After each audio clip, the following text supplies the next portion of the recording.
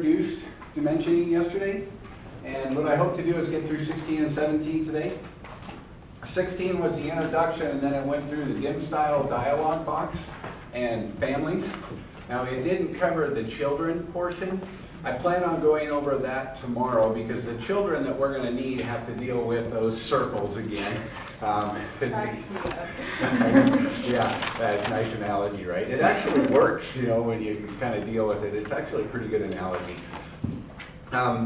So it dealt with primarily the dim style dialog box and how we use it to control dimensions. What we set up yesterday was the MEC1 dimension style, and that's in essence an engineering dimension style. It works great for linear dimensions.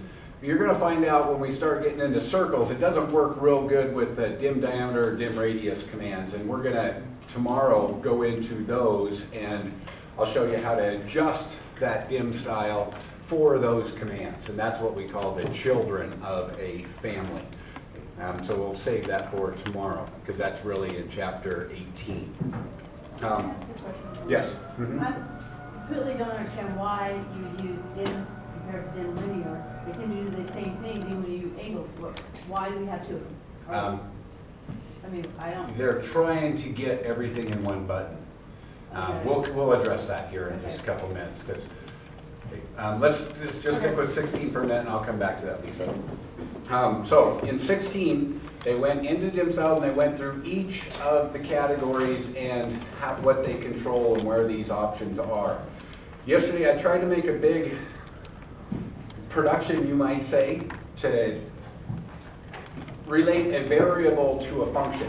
And we dealt with probably about 15 of them that was needed to change from the way the thing comes out of the box, AutoCAD, to what we need it to look like to get to ANSI standards and our standards. Now, as you go through those, it's pretty all-inclusive. And I don't know that this text is really the greatest way, but what I'm talking about is if you turn, let's just go to a page. Starting on page 463. They go into the dim styles after the introduction of what's going on with dimensioning.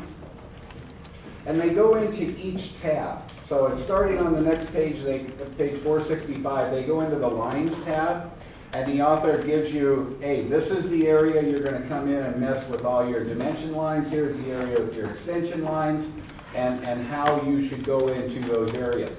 Now, many times we come through a dim style dialog box to do this, and you're going to find out in chapter 20 there's actually another way to get into it through the properties dialog box where you can get and edit all these. We call it dim override. But in essence, many times we run them off the keyboard too. And you have to have the knowledge of what these variables are to run them from those sources, so you can find them in different locations and edit these dimensions as you go. I kind of put together something that I'd like you to deal with that hopefully puts all this in one location for you. So this is going to be actually a turned-in assignment. So let's go over it right now.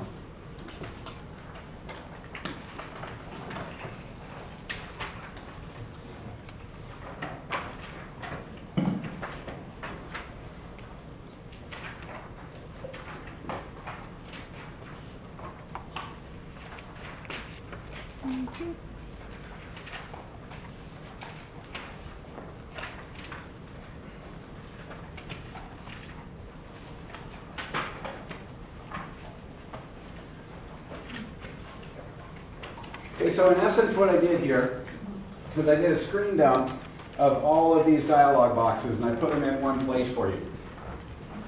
And what I want you to do is go through this and list all of the variables on it. Okay, that way, if you need one of these, hopefully you got the major ones memorized, like dim SD1, dim ST2, EX1, EX2, the ones we use all the time. But the ones you don't know, here's going to be a handy resource where everything is right in one place for you. As you fill this out, folks, remember, this is going to come back, and I'm hoping you take this with you, kind of like a cheat sheet, dimensioning cheat sheet. So pay attention to your text and stuff. You want to be able to read this down the road. Okay? So try and make it neat. Certainly, I'm going to go through it and make sure you got everything right. Okay? So try not to use pen in case we got to make adjustments.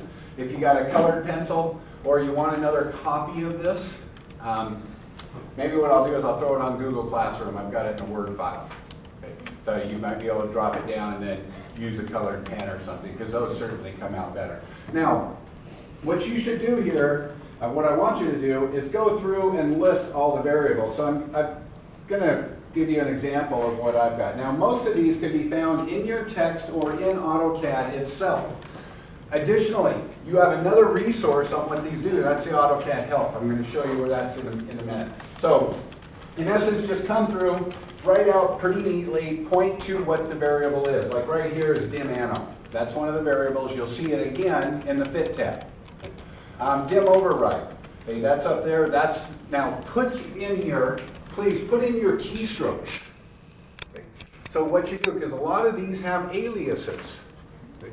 Like that command dim over is really dimension override is the command, but we type dim over. So you want to put here not only where it's located, so you can use dialog boxes and buttons, or you can use the command line and it will match up with the properties dialog box later. When I come down to the bottom, okay, here's my first tab. Okay. So again, these make a lot of sense. If you want to take the time, and I think it's a worthwhile exercise to start memorizing these, certainly I've done it. Most drafters at some point in time have taken the time to memorize this stuff. The naming nomenclature, this is one AutoCAD did a pretty darn good job on, because it makes a lot of sense, and they use the same context again and again and again. Okay. So like an example on this one, dim color D. Okay. So the way you'd always do it, they always start with DIM. So you know it's that, so that way the aliases are related to a dimension, not another alias like move or trim or something of that. Then they abbreviate color, CLR, and then they've got D for dimension line. Notice that same variable appears down here, dim color E for extension line. These don't take long to memorize. I think the first time I did this, it took me about 3 hours to sit down and go through it and say, okay, now I know what that one is, that one is. It's like dim SD1, dim SD2. I use these constantly off the command line. Dimension, suppress dimension line 1, suppress dimension line 2. SE1, suppress extension line 1, suppress extension line 2. So there are all of these. Here's the one we changed yesterday, dim EXE. Extension, extension line, extension. Okay, so EX is always extension line, D is always a dimension line. So you can come through and get those. Now, besides the resource of your text, how did I show you to look at a variable yesterday? So if we go, I'm going to zip to AutoCAD. And if I go into the dim style dialog box, so I'll come in here and modify it. How am I going to find what a variable name is here? Don't you just hover over it with your cursor? Mm-hmm. You do. Okay. So if I want to know what one is, I just come up, put my cursor over it, and it will tell me what it is. Now, certainly I think we need to know this, because if I know, hey, I'm going to deal with the dimension line, I don't want to be spending time in the primary units tab. I should know that is in my lines tab. Because again, time is money. One other place that you have is a great resource. I'm going to go into your help.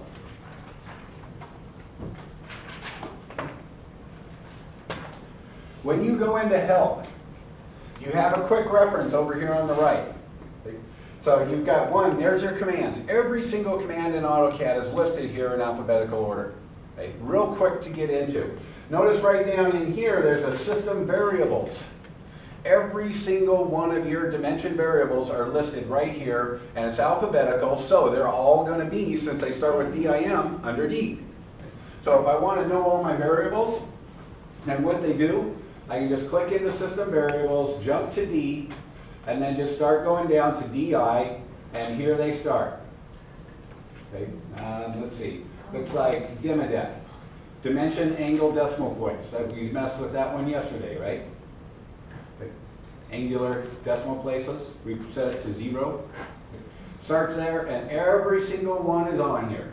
Okay, all the way down to whatever the last one's probably dims in. Okay, let's see.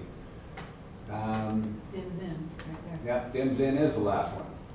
Boy, how'd I get that right? I usually make myself look like a fool when I say stuff like that. Dim UPT is right above it. Okay, that's another great one. You place text. That's what that stands for. Okay, and we will be dealing with that one tomorrow. But again, these are all references. You bump into those helps, it'll show you exactly where it's at, it's going to tell you what it does, and you're good to go. Okay? So you have some other resources. Now, one last thing on this worksheet. I don't want you to turn it in until tomorrow, because we're going to go into the second part of it tomorrow. I did include, if you turn back, okay, I only went through the primary units. Oh, you can't see that. Okay, I only went through the primary units tab on this handout, but if you turn the page, I also have the multi-leaders. So our leader set up on here. We're going to go through this tomorrow. The nice part about multi-leader, there aren't all these variables. They switched this around. It still uses mtext. It still is controlled by this, it's called the multi-leader style MLS. But all the variables are portions of this command. So you don't have this stuff you got to kind of memorize, but they're fairly simple. But I do want them here so you'll come through and see how we set them up to ANSI standards. Because again, they're not set up to ANSI standards right out of the box. So save this, we'll fill this out tomorrow, although there's nothing really to know here other than MLS. Because all of this stuff is part of that command. So there's a handy dandy reference for you. Please hold on to it till after tomorrow, and then you can finish it up and turn it in. All right, one other thing, and then I think I'm kind of done with chapter 16. I'll let you answer any questions you might have. Scaling of dimensions. Does everybody still have the Mech 1 dimension style in the drawing they're open with?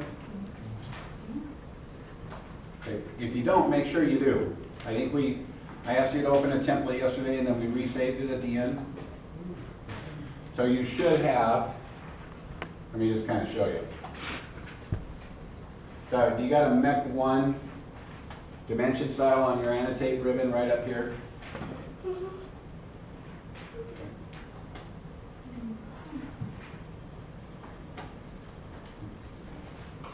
All right, they talk about scaling text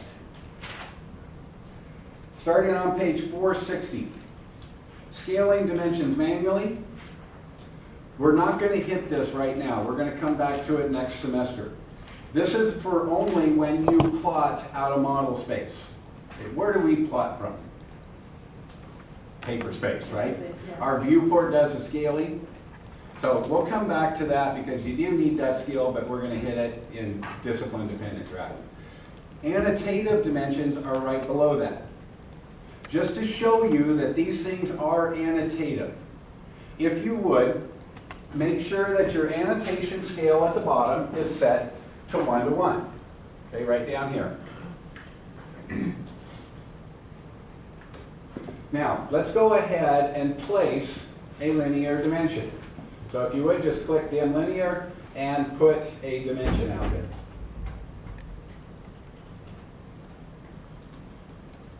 Okay, and I'll kind of zoom in. So you're looking at something like this.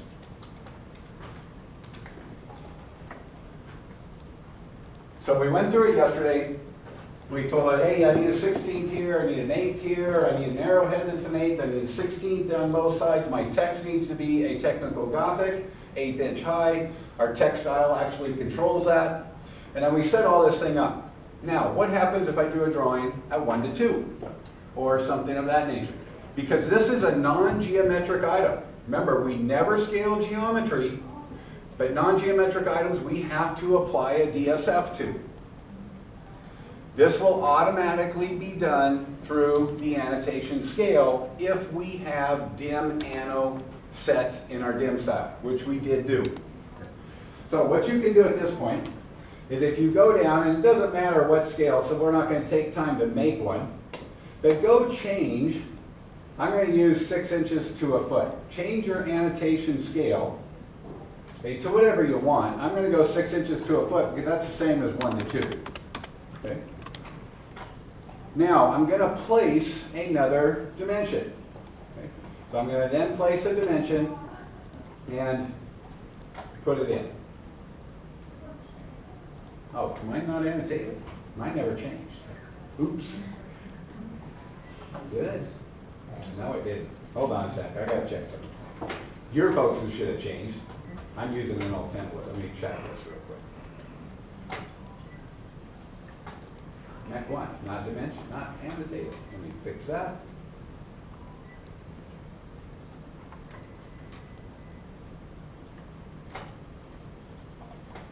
Now let me place a dimension. Sorry about that. Did you have this happen? Okay.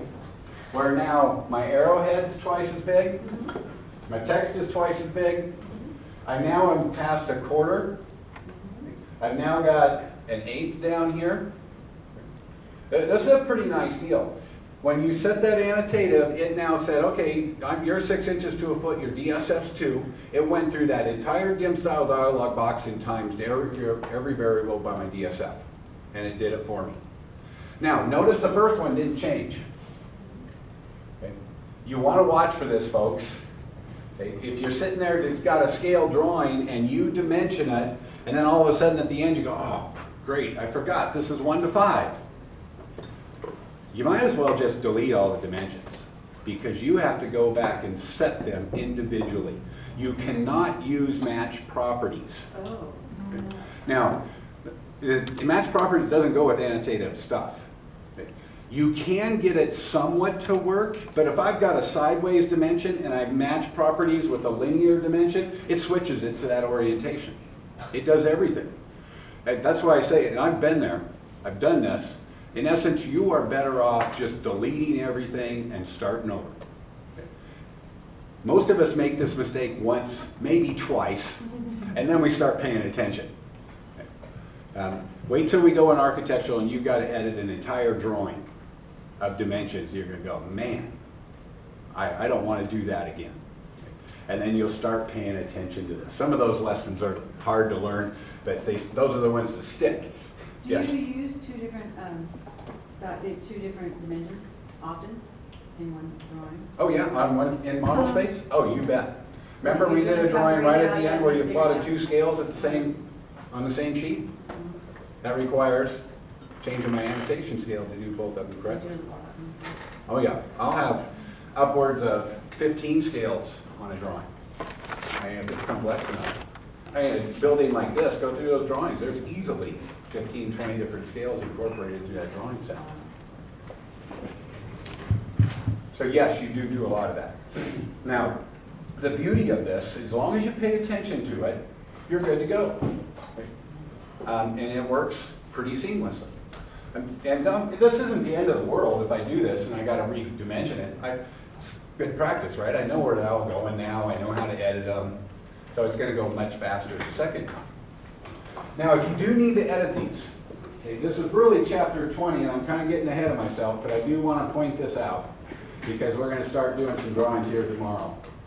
Yes, when you come in, if I click on this guy and I choose it, okay, I've got my properties dialog box open. Okay, lines and arrows. Does that look familiar? That's my dim style lines and arrows dialog box. Okay. Text is my next one. If I minimize these all down, you've got access to everything in there. Now the difference is if I edit something in here, it does not apply to the dim style globally. It applies only to the dimension I have selected. Okay. So keep that in mind. If I'm editing individuals, you're going to end up using this. If I need to edit my dim style as a whole, you will come up here, choose that, go into your dim style, and modify the parent that you're using. Yes? Can you click on multiple ones and change all the properties at the same time? You can do that somewhat. Again, you're gonna have, because remember when you click on these, it only shows like things. So if you click on all your linears, like across the top of a house, or if I'm doing a sewer line that are lengthwise, as long as I clicked on all linear dimensions, it would let me see these. But if I had a dim aligned in there instead of a dim linear, boom, they're all gone. If I had one multi-liter in there, they're all gone. So if you can see the property, then you can change it for all of them? Yes. Now, there is a spot in here. Notice I clicked on this. I do have, if you want to look at this on your property, there is an annotation scale right here and a dim style right up here under miscellaneous. This is where you go to edit those. Okay. So I've got this one shows what I can do is I can come in here. It says no annotation. I click into it. It gives me some options. And I say, yes, I'm going to make it annotative. Okay. It's going to default to whatever my annotation scale is. I click into that one right here. Now I've got a little box next to it. Click into that. And I'll go over this again. I'm just kind of, this is out chapter 20. So here's my annotation list. I'd hit add, just come in and say, oh, I want you to be a quarter. And then I'm going to delete that one out, say okay. And now it has switched to a DSF of 48. So it got much bigger, right? And in essence, you got to go through and do that for each one. There's one other thing that will drive this. A bunch of editing. It's probably the worst one. Remember these little 3 scales down next to annotation? Yeah. And I said, turn the first one on and leave the other 2 off for the rest of your life. That second one. That says add annotation scales to the object when the annotation scale changes. Okay, that one gets you. Okay, so if I turn this guy on and then I switch the annotation scale, okay, everything's going to change. So there's 1/3. So this is now carrying an annotation scale 6 inches to a foot and 1/32 to a foot. Then I come in and I say, oh, I'm going to work on a 3/4 drawing. I go to a quarter. There's that one. I go to 3/4. Okay. Now this thing's now got all those. Okay. And how do I ever get this to place right? Okay. So if I come up here and I go into my list, you can see it's carrying all those annotation scales now. Okay. And spacing and all that's a big thing for us to get a drawing to read well. Well, I space differently with the DSF at 1/32 than I do at a quarter, than I do at 3/4. Okay, so that's why you want to leave that second one off. Was that the auto scale? I don't know. I don't know that I've ever looked at what it's called anymore. What do they even have it? It's a little lightning bolt. Yeah, it's the one with the lightning bolt. It is auto. Just don't ever have that one on.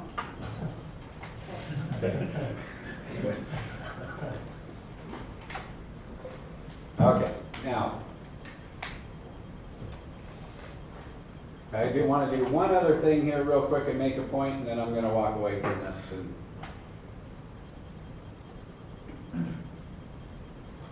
Okay, so here I have 2 different scales. Now, as long as you've got it set, this thing will stay at this annotation scale forever. So if I introduce a new scale, I don't have to worry about these old ones. As long as they're placed, it holds everything it's got for as long as I have the drawing. So the point being, again, before we start putting text and dimensions, we want to know how we're plotting, the scale we're plotting, so that we can work accordingly and not have days of editing at the end. Okay. So your scaling, annotation, use that. Now, anything else out of chapter 16, if you went through that you have any questions on?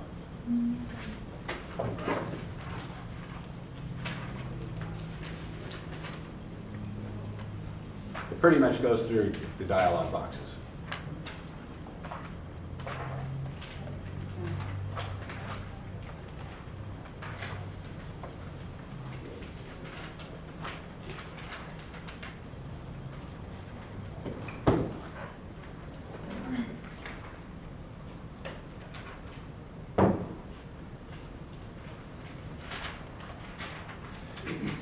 All right, well, let's move on then. If you get some questions, maybe you aren't through that chapter yet, by all means, you don't have to wait for lecture, you can come see me individually.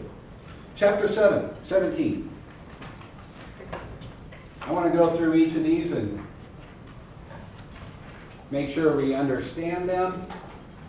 Now, you probably want your scale set back to 1:1 if you've got it changed, because we're going to do some stuff together. Now, first off, we've got a new button that came out last version. It's this dimension button right here. It's also on the home ribbon. I would recommend you play with it a little bit. It doesn't work as advertised yet. The first time we saw it was last version. And there's some stuff in the text that I just haven't been able to get to work right on it. And that's pretty common for AutoCAD to introduce a new tool, and it takes them 2-3 versions to get it to work correctly, or how they envision it to go. I think it's worthwhile for you to play with this, because I see this being where Autodesk is going with this. What they're trying to do is get away from using dim linear, dim align, dim continue, dim base, and they want it all in one place, which I'm not against that, right? If it saves me a bunch of clicking and memorization to run my tool, then I'm good with that. Like I said, it doesn't work real well. I think this is still the best route to go at this point in time, but it's going to be developed. They're going to keep working on it. Now, in essence, when you use the dimension one, okay, this guy's kind of getting in a little interactive. It's a little more powerful this version than it was last version. If you click on it, now you'll notice down on the bottom, it's got a bunch of your dimension commands. So it's got dim angle, dim baseline, dim continue, dim ordinate, which is our coordinate dimensioning. I can't read the rest of it. Align, distribute, blend, undo. Okay, so those are kind of some display options. You should have the same thing, Cheryl. Unless you're using dynamics, because that doesn't use the command line, right? It still uses the command. Yeah, it still uses it. Okay, still there. All right, now, notice that dim linear isn't there. It defaults to dim linear.